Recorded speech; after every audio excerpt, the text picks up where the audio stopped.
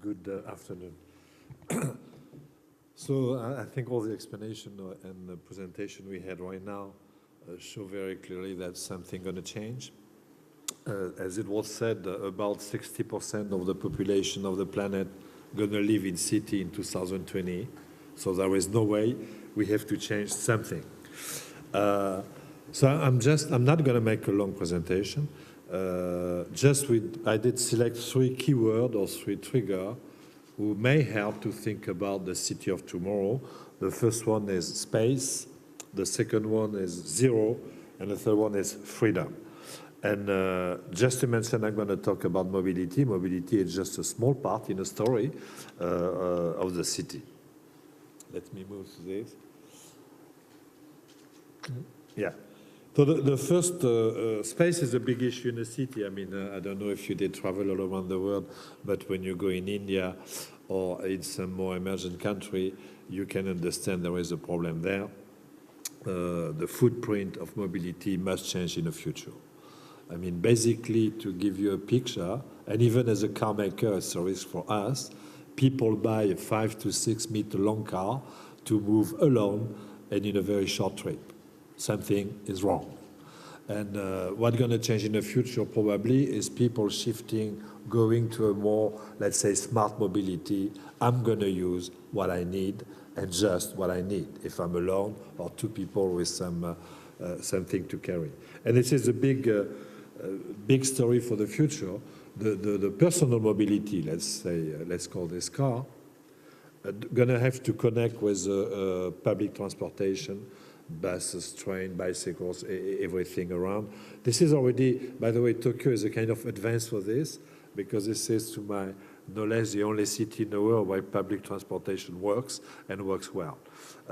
So you can possibly imagine that in the future, in a new city structure, people are going to become smarter, and the car provider, the car maker, are going to be also forced to be smarter, providing the right thing at the right time.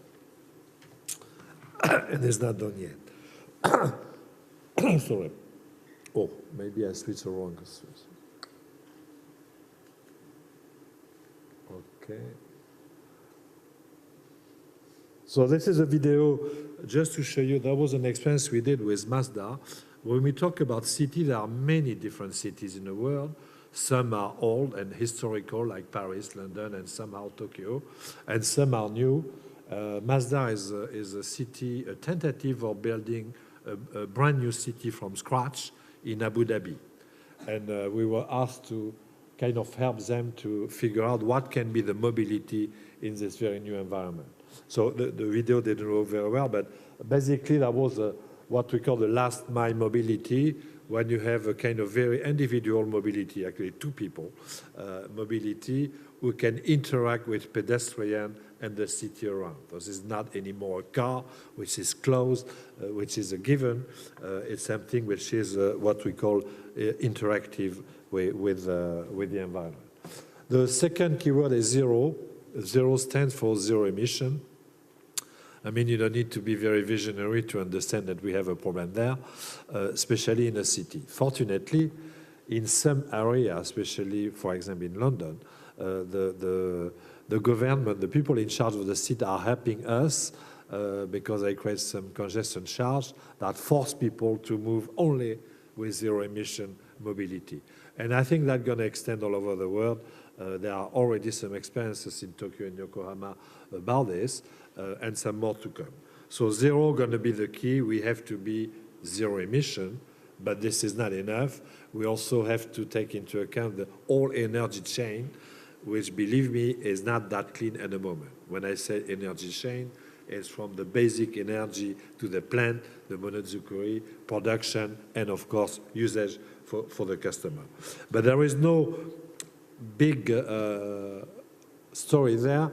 The future of the city going to be free carbon environment, and that's going to be true for the car, but that has to be true for the houses and any public building. And believe me, we are still very far from this. The third keyword is freedom. mobility, especially car, individual mobility, used to be about freedom. Freedom to move, freedom to meet people, to connect. That was a big story when you look in the US, for example, where car has kind of, is a kind of foundation of the country regarding the way people interconnect. And freedom must not disappear. Even if we go to a very personal robotic mobility, freedom remains the key. There will not be about freedom of driving like crazy anymore, probably, for most of the people, but freedom of sharing, freedom of connecting, and freedom of meeting people going to be something we have to take into account. And on this, Tim was talking about sharing, whether it's organized sharing by company or a personal private initiative, which is going on, by the way, all around the world. Car sharing going to be a big thing to happen, which is a very smart and clever way to optimize, let's say, the pollution of the mobility in a city. And let me show you a small video that we did. This video was about London.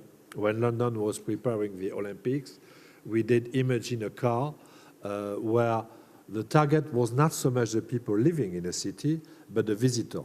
And you know, for the Olympics, you have many visitors. That's going to be the case in Tokyo very soon, so we have to ask ourselves. So this idea was, this is what we call now a very trendy word called autonomous car. And you know we are committed to deliver autonomous car very soon. And autonomous car, more than safety or more than technology, has something about to do with freedom. I mean, you can do many things in a car. Basically, in a world, I don't know the exact number, but 75% of the time, you are not moving in a car. You are just stuck in traffic jam. This is terrible.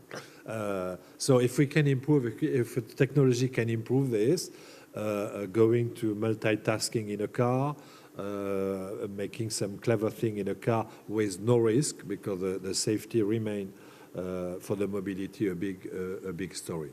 So this is going to happen. We target to provide this kind of thing about 2020, starting probably with Japan, where the regulation might be more, let's say, open to this kind of initiative.